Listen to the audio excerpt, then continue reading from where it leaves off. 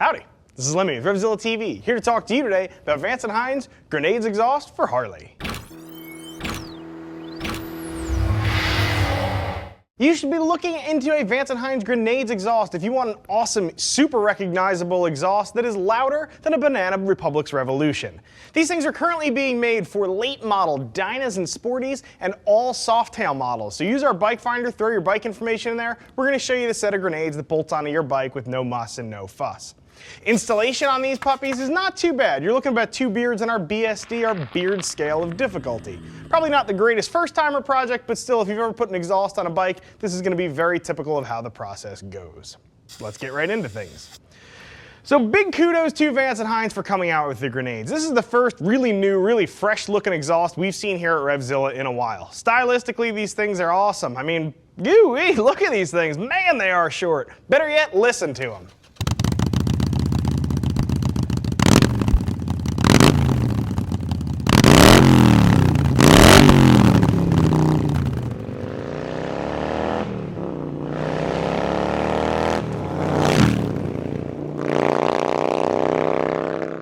Those things do have a very distinctive sound, do they not? Exactly.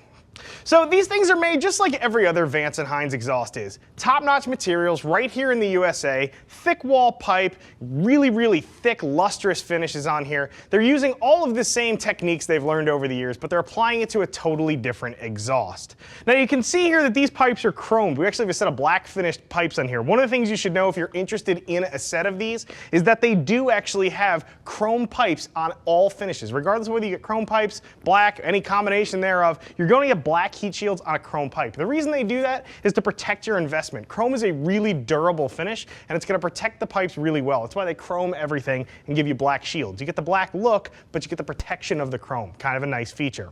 One of the other things you'll notice too on these pipes is these are a little bit different than Vance and Hines' standard offering. Firstly, they do incorporate Vance and Hines' super bung technology. Effectively, this bung that they're using, they have cast and they put this thing deep into the pipe. It lets your oxygen sensor sit really deep in the exhaust stream. Helps it get accurate readings. It's going to help your bike perform well. You'll also notice too, no steps in this pipe. The reason they do that is because Vance and Hines has actually transferred the steps to the muffler itself. You'll notice on these muffler bodies here, you've got steps coming out here. So where Vance and Hines would traditionally step the exhaust pipe itself, they've actually moved all those steps backwards and thrown them into the muffler itself. And because they're doing it, they're able to use a really short exhaust. It keeps it visually very interesting. It's a very racy, competition-styled exhaust. So we've talked about how these things look and we've talked about how they sound, but the big question I think in everybody's mind, mine especially, was how do these things perform? Well, we put a set on our Sportster here, and firstly, the sound blew me away. I couldn't believe how loud these are. I think they're louder than most drag pipes. There's really just so much audio presence from these pipes. But in terms of actual performance, how the bike is going to run, this thing really wanted to be at high RPMs, which I kind of expected with such a short exhaust. So I think these are going to work well for a lot of you guys, but I think you should also expect some tuning. I think these pipes being so short, being so open, being that they're going to flow so freely, they're going to work well with those of you guys who are running cams that have high lift, high duration, spinning those mills at high RPM, so keep that in mind. Now, we talked about installation being a 2-bearder. This is a very typical exhaust installation. It's not terribly difficult. You're going to need your typical garden variety assortment of hand tools, a couple items just popping around in your toolbox you should already have, and the swap is very simple. The only thing that really pushes this into that 2-beard category is the fact that you do have a little bit of tuning to do. You're either going to need to remap your bike with an appropriate fuel controller or perhaps rejet it depending on whether or not you're running a carb, but that's something that you should be prepared to do, and given that the grenades are such a short exhaust, it is possible these are going to take a little bit longer to tune than something a bit more traditional. But I think the look and the sound definitely are going to be worth it for most of you guys out there. And again, something to keep in mind too is your sort of overall performance package. Again, these are such an open pipe. You're definitely going to want to mix in an open air cleaner, and like I said, some sort of a cam geared really towards high RPM response I think is going to be best for those of you guys who are really putting the pedal to the metal on these things.